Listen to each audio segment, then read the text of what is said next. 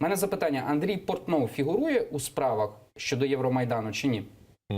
Так, фігурує. Розслідування триває, тобто стосовно колишніх високопосадовців, які... Ми не говоримо про економічні злочини, а саме про причетність до розстрілів, так? Да.